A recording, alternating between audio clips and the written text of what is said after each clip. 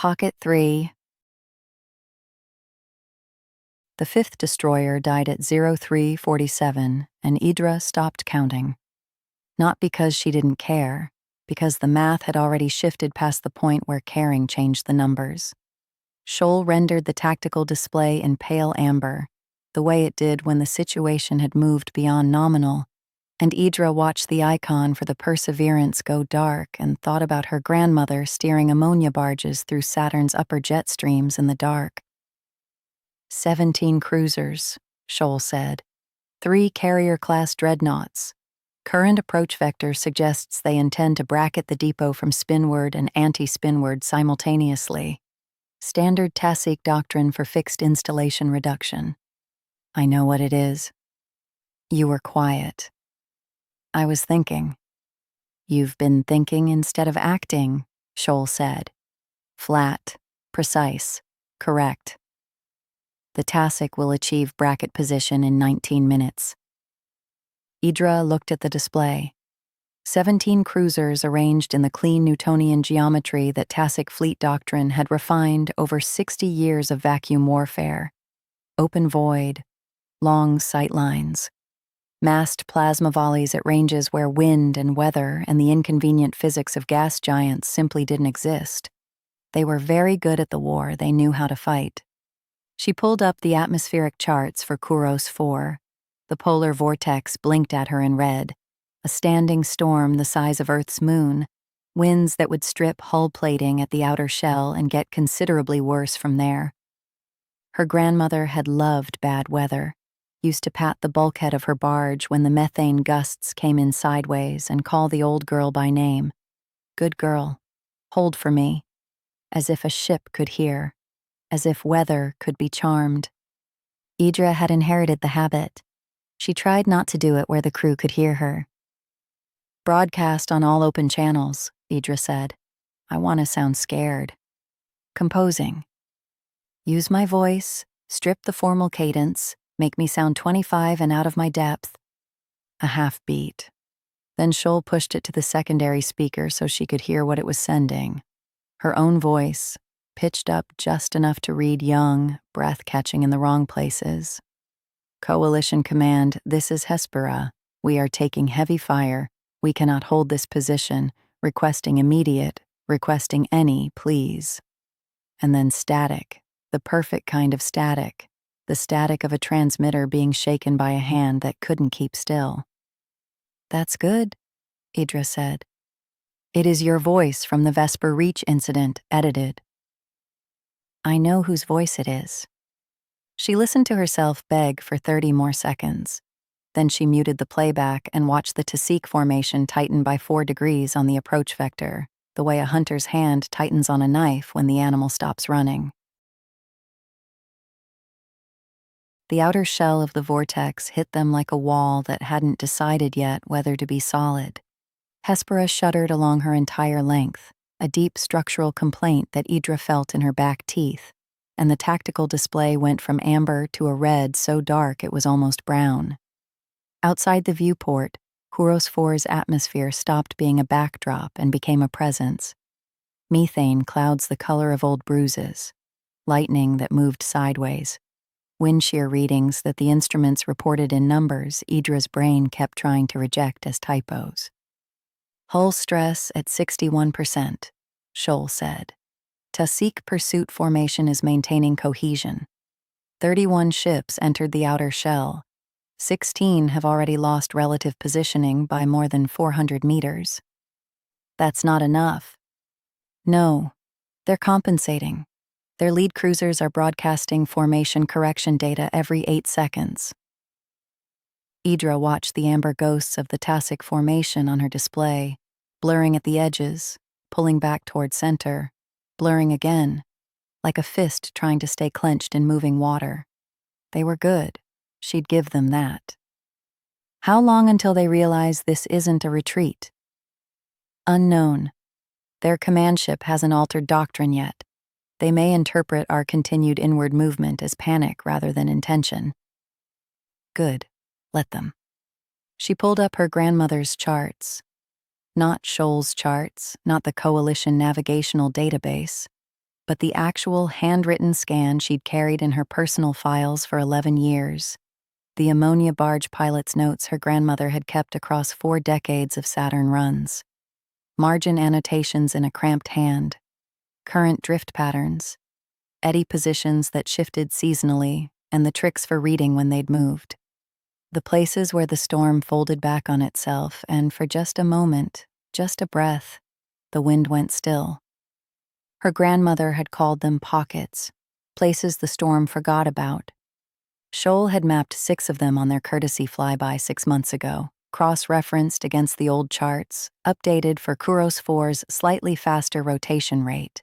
6 pockets, 6 positions where Hespera's one functioning weapons array could fire with something approaching a clean solution, while every TASIC targeting system in the vortex was drowning in interference data. "Position us for Pocket 3, Idra said. "Flag the others." "Flagged. Hull stress now 68%. "She'll hold." "That is not a navigational calculation." "No," Idra said. "It's a different kind." The TASIC formation was compressing now. She could see it happening in real time, the geometry becoming cruel to them.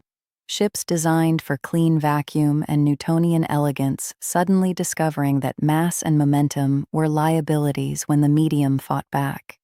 A cruiser on the formation's spinward edge tried to correct and overcorrected, its drive signature flaring hot and wrong.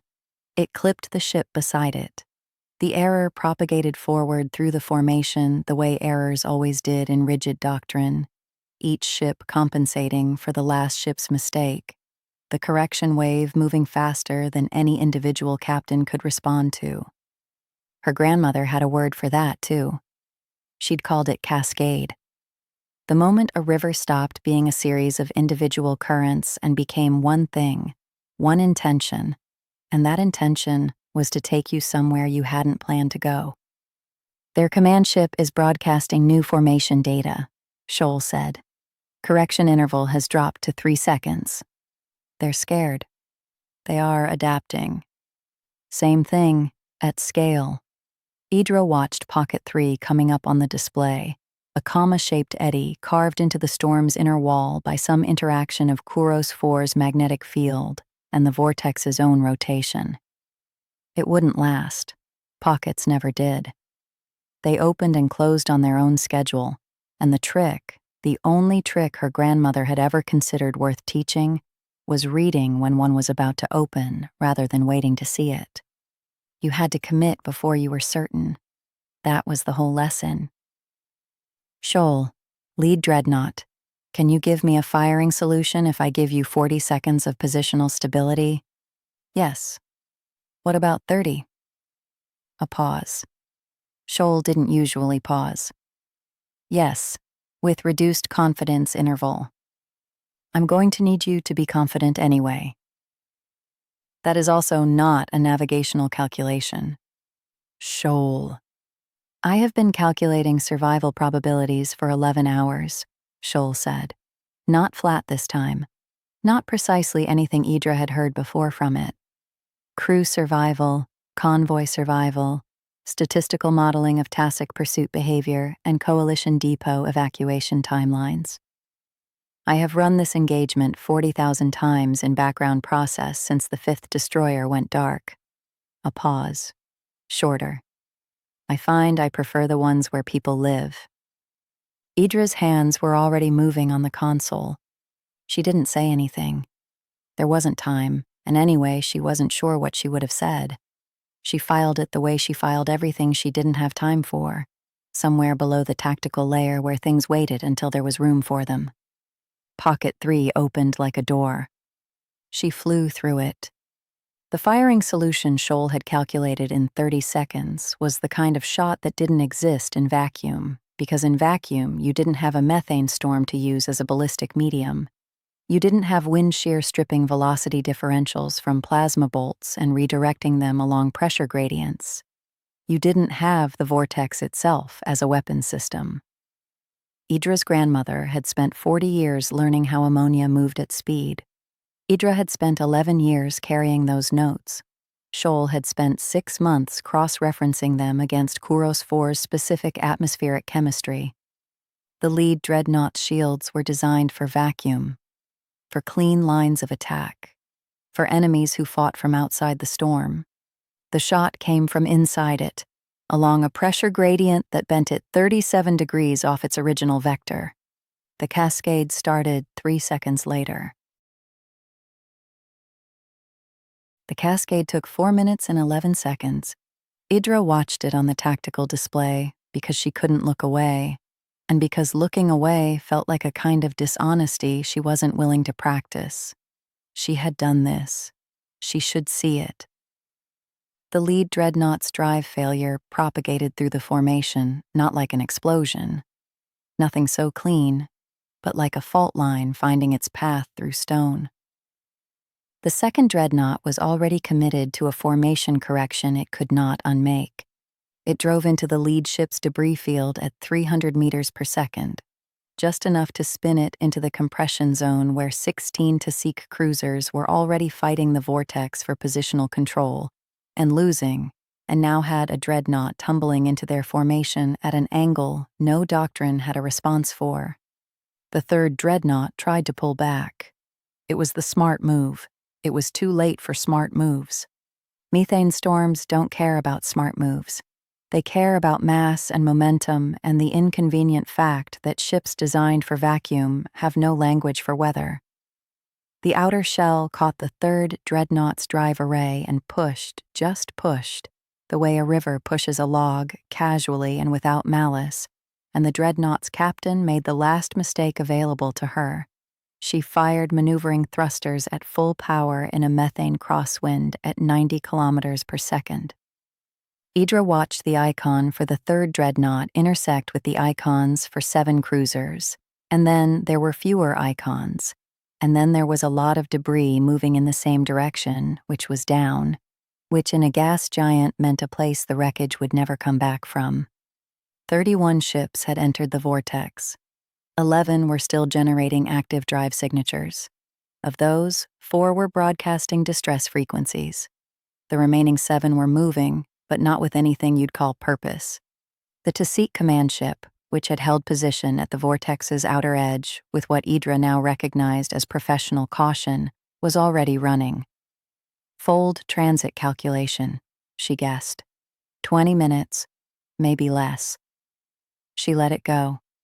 She had one functioning weapons array and a hull stress reading that Scholl had quietly stopped updating, which told her everything she needed to know about the hull stress reading.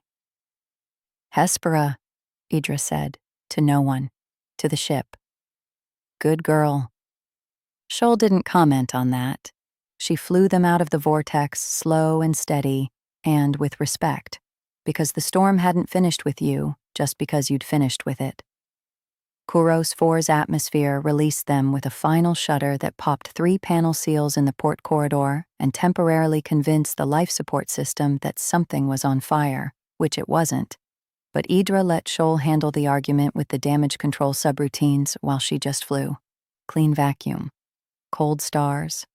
The depot ahead, still intact, still broadcasting its positioning signal in the patient way depots did, indifferent to what had just happened in the storm below it. Scholl rendered the surviving Tasik vectors in pale amber and didn't say anything. Idra didn't say anything either. She let the silence sit.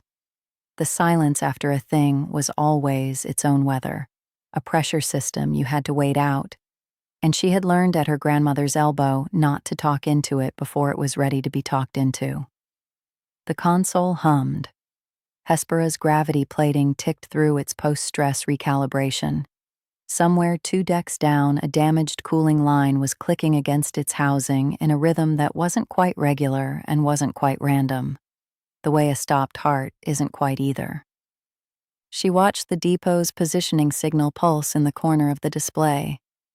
She did not let herself think about the convoy. Not yet. There was still a thing between her and that thought, a piece of silence she had to walk through first, and walking through it too quickly was its own kind of cowardice. Her hands moved.